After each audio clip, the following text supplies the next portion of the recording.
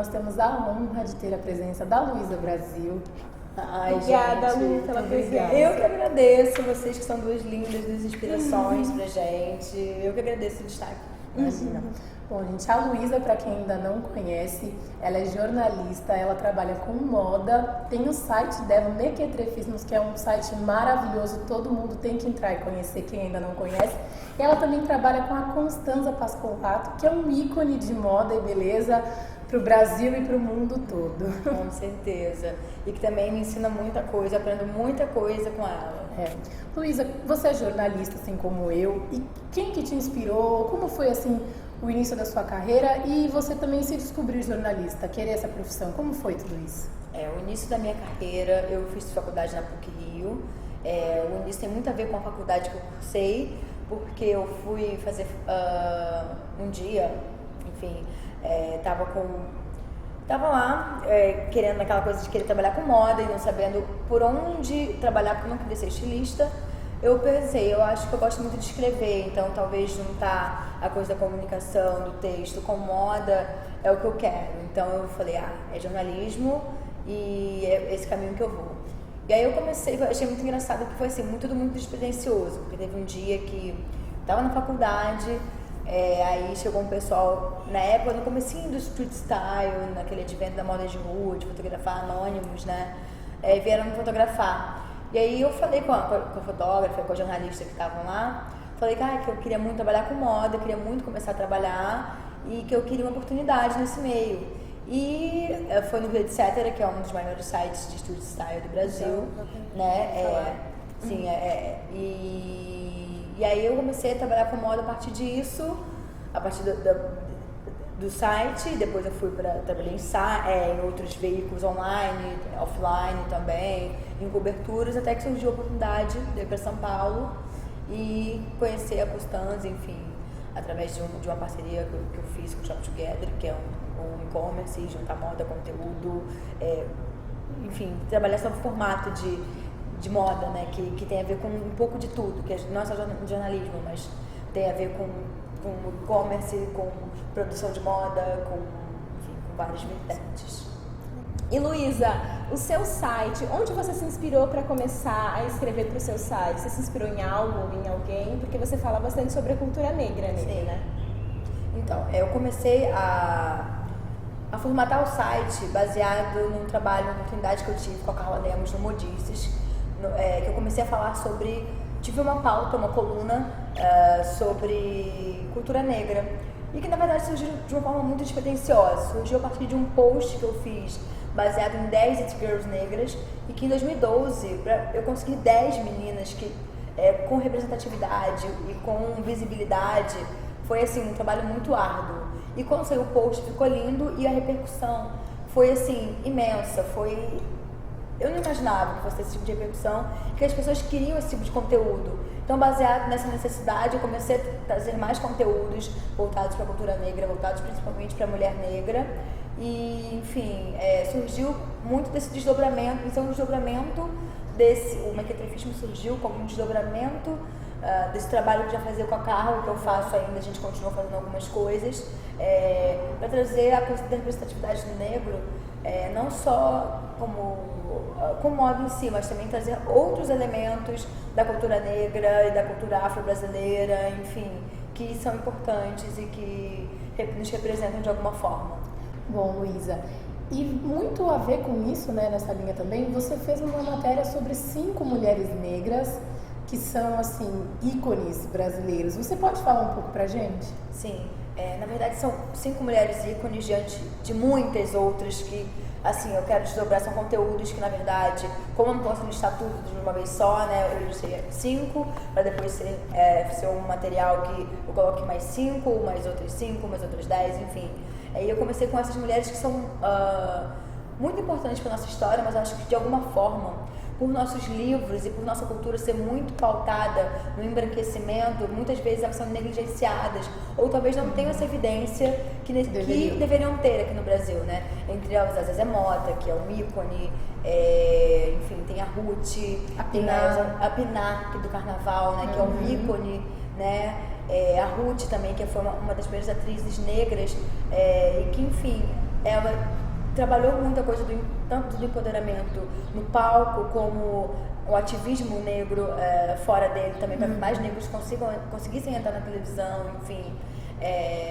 Isso é uma lista de muitas, que tem Elza Soares, e que tem Glória Maria, e que tem, enfim, muitas outras, né? E eu acho que a grande questão de eu trazer esses materiais além da representatividade, é mostrar que a nossa cultura, muitas vezes, ela é embasada no que é europeu. A gente aprende muitas vezes na história, na sala de aula, na escola, enfim, o que é europeu é importante, é bacana, mas o que é nosso fica para trás. Exatamente, fica camuflado, não é tão evidenciado, né? Eu acho que eu trouxe muito essa questão dessas mulheres, tanto com o empoderamento negro, mas também com uma coisa do feminino, da mulher. Sim. Que são duas pautas para mim importantes. Eu acho que até mesmo a mulher, ela ainda acaba sendo um pouco mais, assim, porque tem esse machismo, né, que existe, sim, que a gente não tem como negar. Então, pelo fato de ainda ser mulher e ser negra, acaba um pouco mais forte esse lado, assim, de repente, da exclusão, das coisas serem mais difíceis, serem conquistadas e tudo mais. E aquela coisa, na cadeia em si, na cadeia que eu digo no sentido hierárquico, né? Nós somos o quarto, sabe? Ali embaixo, no sentido de privilégios, né? Ou de não privilégios. Então, eu acho que a gente exaltar a autoestima dessa mulher negra, tanto pela beleza, quanto pelo que ela faz, quanto qualquer forma, eu acho que são armas que a gente tem que trabalhar, explorar sempre, exatamente. E uma coisa que eu me identifiquei, uma matéria que eu me identifiquei muito no seu site, foi você falando que os pais devem falar com as crianças desde pequena, mostrar a igualdade na sociedade e mostrar quem ela é, o porquê que ela é assim, que ela é linda. E sim, eu gostei muito dessa matéria que você fez. Fala um pouquinho sobre ela. Sim, e é engraçado que essa pauta sobre a representatividade infantil agora está muito em alta pela questão do menino, do Matheus, por causa do filho, do Star Wars, né? Foi uma coisa que reativou todo esse sentimento em mim.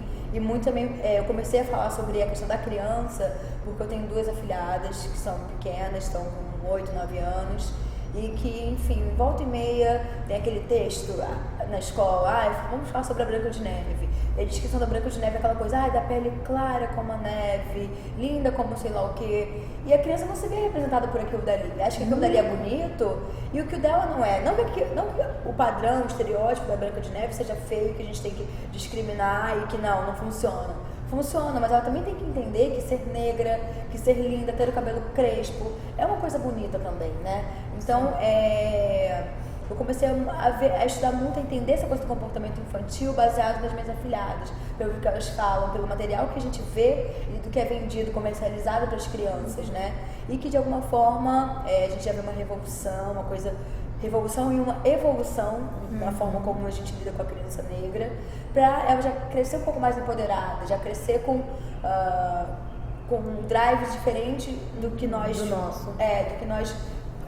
tivemos quando éramos crianças. Porque mesmo assim, na minha infância, e eu conversando com a Camila também, a gente percebe isso muito, que a gente, pelo menos nós, crescemos assim, num ambiente de escolas onde tinha muito mais pessoas brancas do que negras. E nunca nos foi conversado nem falado em casa, olha, você é negra, o seu cabelo é desse jeito, os seus amiguinhos são assim. Então eu não sabia, a gente estava conversando, era todo mundo igual, nós não sabíamos. Até começar, através das crianças mesmo, alguma discriminação ou algum ato, para que você percebesse, peraí, então eles estão tratando eu dessa maneira de repente porque eu sou diferente, porque eu sou negra, mas até então eu não sabia que existia essa coisa de negro e branco e que eu era diferente por algum motivo e por isso alguém poderia querer me excluir ou me taxar de uma forma pejorativa. As crianças não sabem disso, né? Pois é. Elas se dão com isso na escola, que às vezes é muito cruel, crianças são cruéis às vezes, né? Então acho que tem que conversar mesmo para a criança entender que ela é diferente e já está armada contra isso. E assim, a gente agora está no momento de armar essa criança para ela conseguir lidar com os preconceitos e o racismo que ele ainda vai existir por algum tempo, mas que a ideia é que a gente consiga trazer, né, essa coisa de igualdade nas escolas, que as escolas também funcionem de uma forma diferente, que a escola contribua para esse crescimento da criança negra e da criança não negra de uma maneira igual também, que consiga trazer a cultura de uma e de outra de uma forma... Porque a escola é educar, né? De unir, exatamente, escola é educar. E eu acho que também uma das coisas que eu prego muito é a questão da educação, dos nossos formatos de educação, o quanto eles contribuem para todo esse sistema, dessa desigualdade, e o quanto ela pode ser melhor nisso, né? É um outro questionamento também. Luísa, e sobre esse movimento que eu conheço, confesso que eu conheço há pouco tempo, mas eu vi que assim, uma coisa, eu fiquei maravilhada sobre o Afropunk. O que você tem para falar pra gente, como ele funciona? Me parece que surgiu em Nova York, no Brooklyn, é isso? Sim. Na verdade, o Afropunk, antes de tudo, eu acho que é legal esclarecer que muita gente fala que é uma tendência de moda, e não é. O Afropunk já surgiu há muito tempo, é um comportamento, tá? Um movimento cultural que coloca o negro como tira esse estereótipo que de repente muitas vezes nós somos carregados que nós gostamos só disso, da coisa X, da roupa tal e do estilo tal e dos cantores tal, né? Que muitas vezes nos colocam só como gostamos do hip hop, no caso do norte-americano, gosto do hip hop, da black music, acabou, e aqui no Brasil gosto do funk, do samba e acabou, né? E não é. Eu acho que o movimento afropunk traz a coisa do underground pro negro, né? Do público, enfim, que está no festival e tudo, já se reflete nas imagens, na estética dessas pessoas que frequentam hoje o evento, né? Eu conheci o Afropunk fazendo um post, de uma pesquisa de um post, porque quando eu comecei a ver uma estética comecei a ver uma galera super diferente, com um visual que me interessou muito, me instigou muito, óbvio, comecei a procurar, comecei a entender, eu vi a Afropunk Festival, comecei a entender o que era, e eu vi que ele surgiu, na verdade, o festival em si há 10 anos atrás, agora acho que 11 anos, mas enfim, isso já vem desde a década de 80 e já é um movimento muito estabelecido lá fora, e aqui no Brasil também. Existe um público e existe todo esse movimento aqui dentro. Uma curiosidade que eu acho que muitas pessoas devem ter, porque você tem um estilo totalmente diferente. Um estilo que é a sua cara. E eu acho maravilhoso, eu fico impressionada, maravilhoso. Onde você monta, onde você consegue garimpar? Você tem uma loja específica que você gosta? Como você faz para manter esse estilo? Entendi. Na verdade, eu sou muito do garimpo, de procurar coisas e, enfim, não sou fiel a nada, não me empreendo estética nenhuma, não me empreendo a nada. Tem dias que você vai me ver minimalista. Assim, tipo, monocromático. Eu tô nesse momento meio monocromático ultimamente, mas sei lá, pode ser que daqui a 2 semanas eu quero mudar e quero fazer crash de estampas. Enfim, eu não me apego a nada. Eu acho que a grande questão é você não se apegar, é você viver suas fases, sabe? E assim, eu não tenho uma marca em específico, mas tem algumas coisas, algumas marcas. Enfim, tem a Dress Coração, que eu sou encantada, admiro, enfim, são de empreendedoras negras. Tem Exímia também, que são de empreendedoras negras, mas também gosto de marcas como a Viman, que é carioca, a Paula Falcão, que faz acessórios incríveis. Então, assim, é bem eclético. É bem eclético o meu mix, não tenho preconceitos com nada, com marca nenhuma, com valor nenhum, vai do 8 ao 80, se bem que 80 hoje em dia tá um pouco caro, né? Fica mais ali no 8, mas enfim, é isso. E em relação à música, Lu, o que você tem ouvido assim ultimamente? Eu tenho ouvido muito, tem dado muita ênfase para as cantoras brasileiras, principalmente as negras brasileiras, que elas estão fazendo uma cena incrível, desde a Mamundi. Já deixa aqui umas dicas pra gente, pra todo mundo. Tem a Mamundi, que é incrível, carioca, que faz um som super legal, super bem produzida, musicalmente e, enfim, de estética, que ela é lindíssima. Eu gosto muito da Tássia Reis também, que faz o rap, uma das que ajudou a alavancar sendo o rap feminino. Ela é ligada também, acho que é o afrofuturismo, né? Sim, ela fala bastante, ela sempre coloca, enfim, nas fotos, na imagem dela, ou no trabalho dela, a coisa do afrofuturismo, que é interessante. Tem a Xenia França também, que é lindíssima e que faz um som, uma voz muito legal. Enfim, tem a Carol Conká, né, obviamente. Nossa, ela é um acontecimento. Que é um tombamento, como ela fala. Então, assim, eu tô muito pautada e focada, lógico que sim, eu ouço muitas coisas, mas em ouvir cada vez mais o que essas mulheres têm a dizer. Eu acho que a partir da música elas falam muita coisa sobre representatividade, sobre atitude, sobre o que é ser mulher negra. Elas transmitem. Muito bom. Eu acho que uma pergunta, uma curiosidade que todo mundo tem, não só eu, que você trabalha diretamente com a Constanza, é muito ligada a ela. E existe meio que um mito, né, em torno da Constanza. Como é trabalhar com ela, tá? Vivenciar com ela o dia a dia? A gente vivencia muito, principalmente durante a coisa da Fashion Week, né, da cobertura de moda, que são dias intensos e assim, que a gente se encontra 8 horas da manhã, a gente só se despede da outra, sei lá, 10, 11 horas, meia-noite.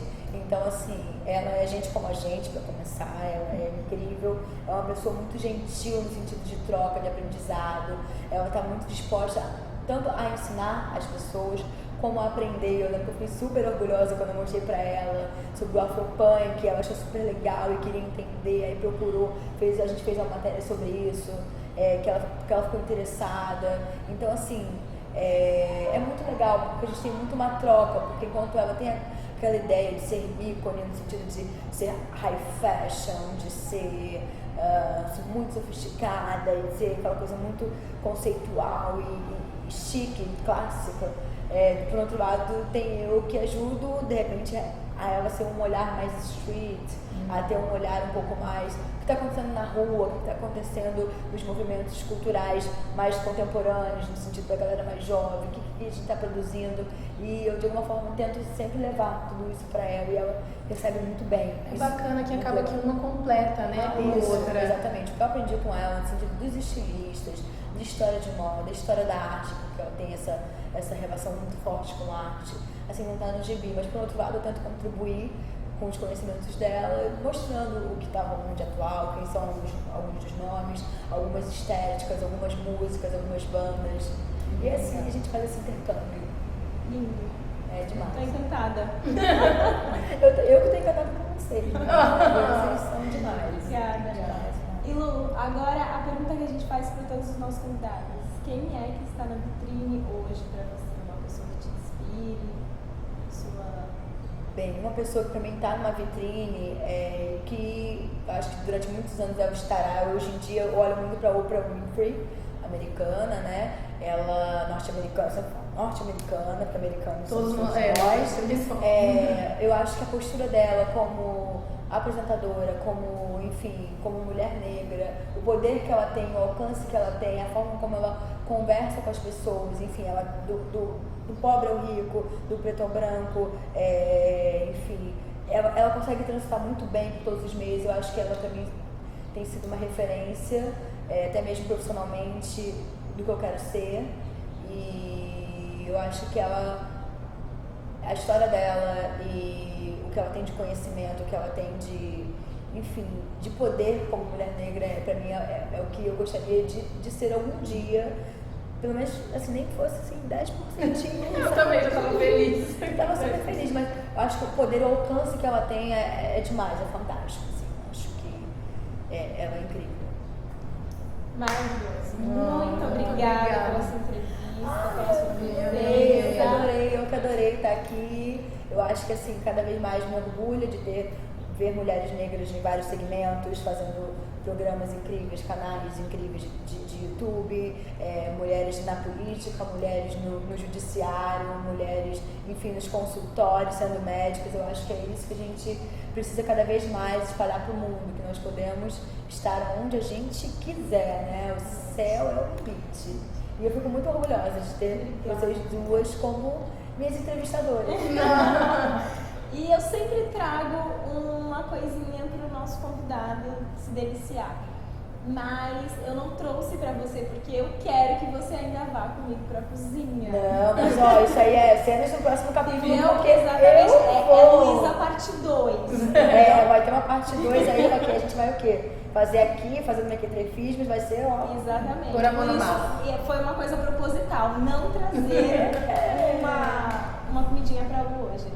Então é isso, muito obrigada por estarem conosco mais uma vez. Obrigada pela sua presença, pela sua atenção, pela sua audiência. Dá like aqui. Se você não se inscreveu no canal, se inscreva para você continuar seguindo as novidades que nós traremos aqui para o Vitrine. E é isso, muito obrigada.